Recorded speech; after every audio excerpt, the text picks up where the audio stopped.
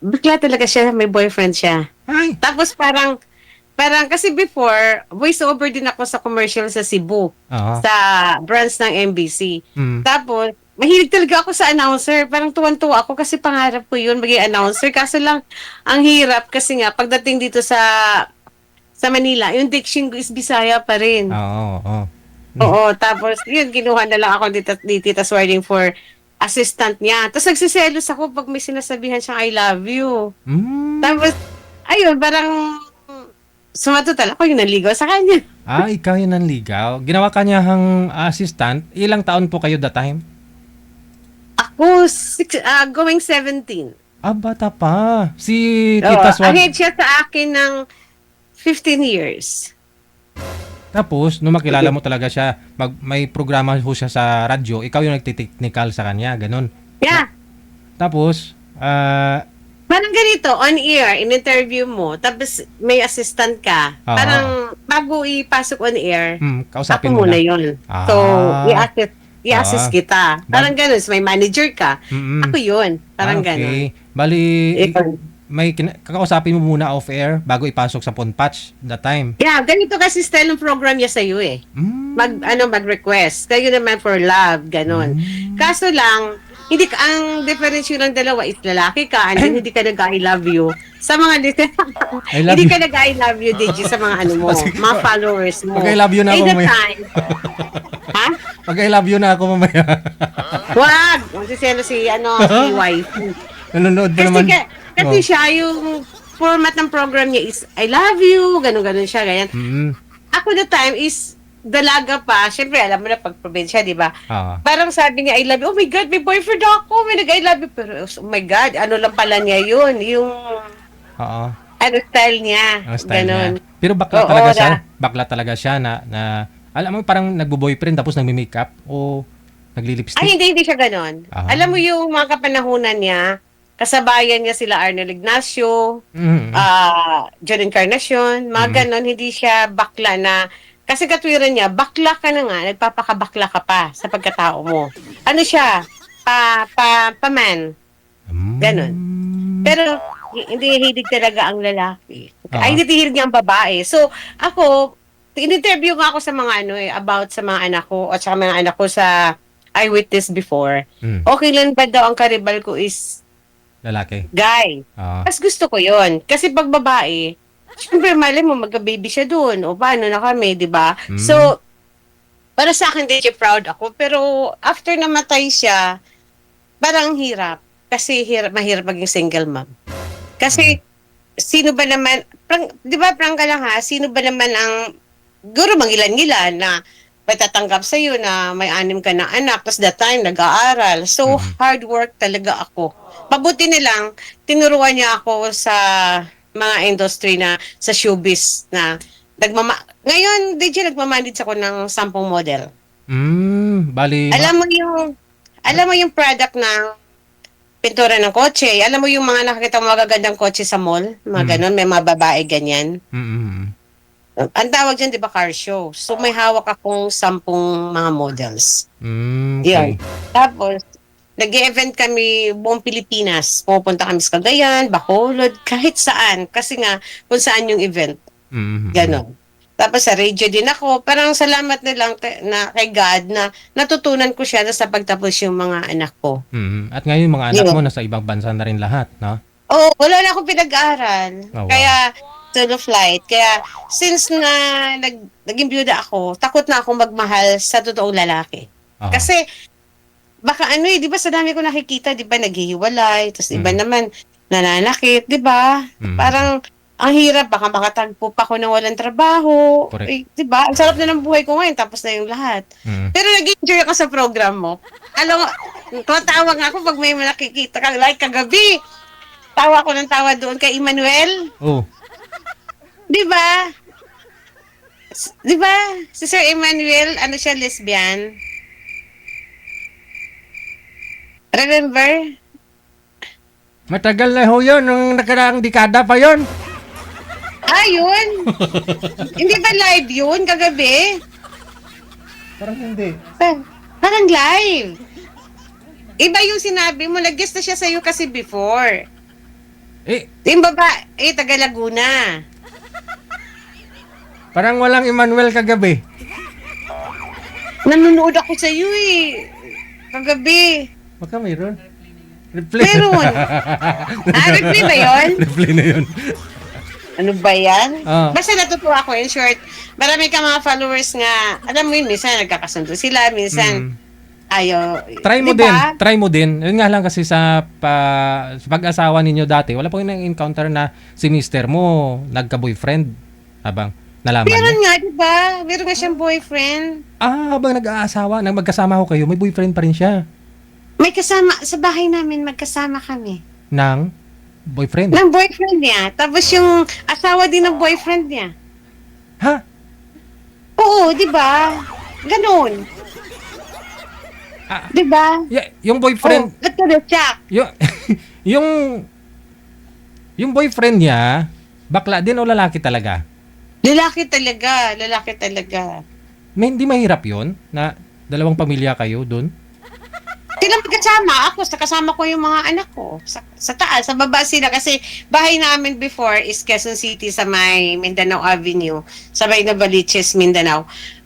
Up and down. So, may room dun sa baba. Then, kami sa taas the rest. Pero, pag kumakain kami, di sumasabay yung boylet niya. Sumasabay dun sa wife niya. So, kami, ganon. Kasi, pag nagre-radio sila, yung boyfriend niya, as in PA niya. Oh. PA niya. Talaga home Tapos, take note, DJ, ako ang driver. Ako nagda-drive. sa kanya. Anong dinadrive? Sasakyan. Sa sasakyan, ako nagda-drive sa sasakyan. Kasi ang DCRS before is Makati. This is sa may Legazpi. So, from Quezon City to Makati, kasi di naman traffic before eh. So, ako ang nagda-drive. Tapos, yung boyfriend niya is sa likod. Tapos, kasi PA niya yun. Tapos, si tita is sa harap. Oo. Ganun. So, wala akong pakialam kasi kung babae, alam mo ba ang mga announcer, except sa'yo Oh.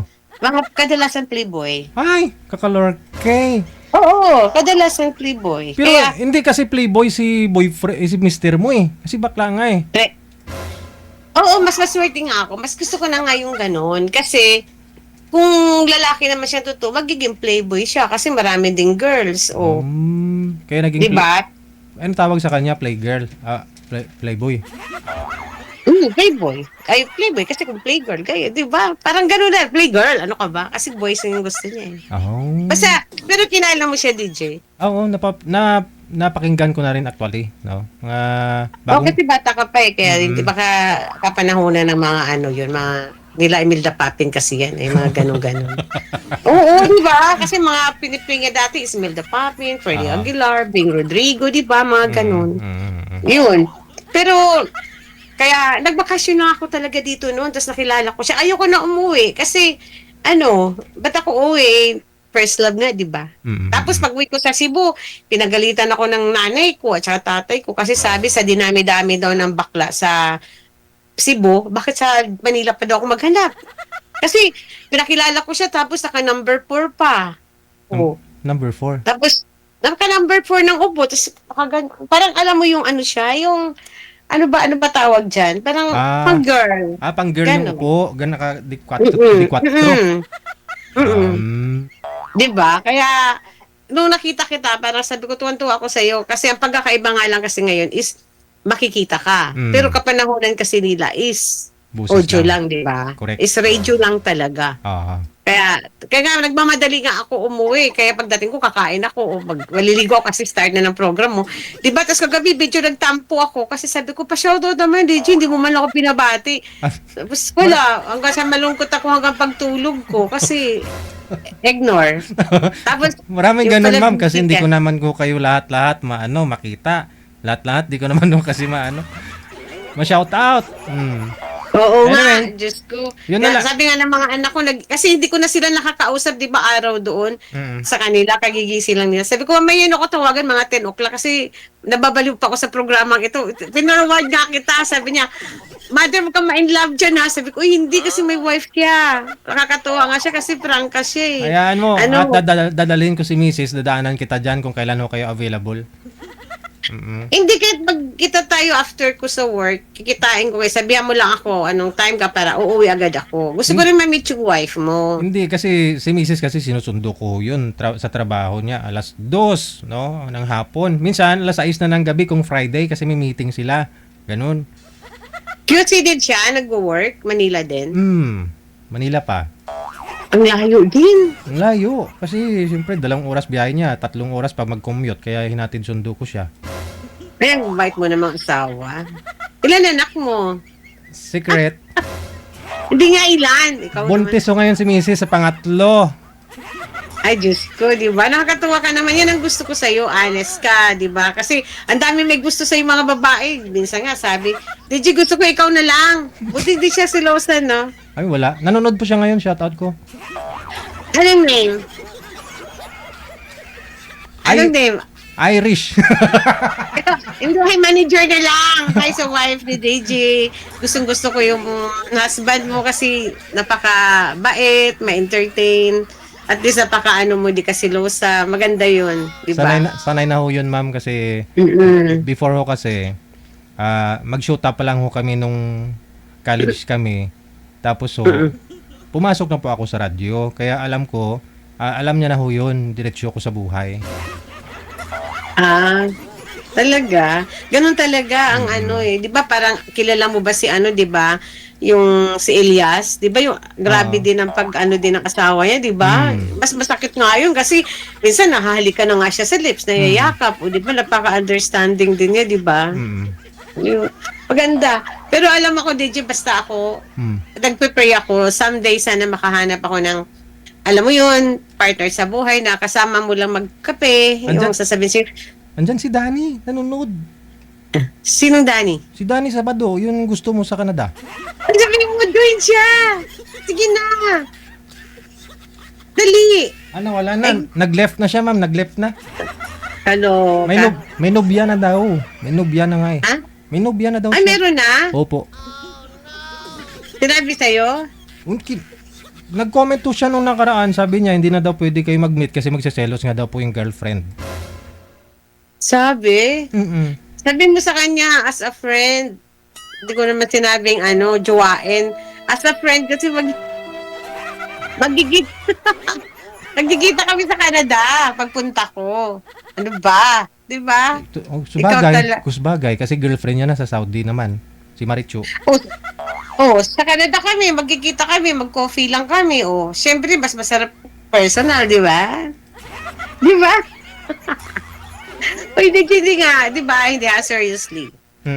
Pinipray ko yon kasi mga anak ko is malayo. Ako lang mag-isa sa bahay ko. Aso ko lang, kasama ko. Gusto ko yung makahanap man ako, yung mabait, tapos, alam mo yung makasama mo magkape, yung gano'n. Tapos, kumusta ka? Okay ka lang ba? Di ka ba napagod? Masarap kaya yung ganyan. Hindi na lang pagka umaga, kausap mga anak mo. Paggabi, kausap mo rin. Walang trip. Buti nag-enjoy ako dito sa program mo eh. Iba-iba na yung mga nakikita ko na, alam mo yun? Iba-ibang kwento, iba-ibang pagmumukha, no? Oo, di ba? Masarap kaya. Tapos, ipinapartner mo sila. Ako nga, minsan, pag nakakita ng gwapo sa ano mo eh, ay, ang gwapo naman nun. Tapos, minsan, may nakakita ko, ay, no comment. Diba? Diba parang ganun? Basher din pala. Basher din pala kayo, ha? Hindi, kasi tao lang tayo, di ba? Mahanga tayo. Minsan nga sabi ko, ay sayang, wala ako dyan. Pag nakita kong gwapo. Charot lang. O hindi nga, basta someday na lang, ayun, at saka magkita sana tayo ng wife mo. No problem. Kasi, gusto ko lang may business kasi ako sa'yo. Sige, gusto mo dito na lang, sabihin ko na. Anong business yun, ma'am? Magbibinta tayo ng alcohol? Hindi. Hindi ako magbibinta, hindi allowed sa akin yun. Isang box na ibibigay ko sa'yo eh. Sige, I mean, pag-usapan natin sa off-cam, ha? Sige ha. Gusto ko nga yun off-cam ha? Sige. Maraming salamat. Maganda yun, mabango yun. Thank you. Alcohol? Mabango yung alcohol? Mabango yun, DJ, mabango. Okay, sige. Thank you po. Maraming salamat. Thank you. Bye-bye. Bye. Bye-bye. Bye-bye. Yan po pala epekto kapag nag-iisa ka na lang sa buhay mo, no?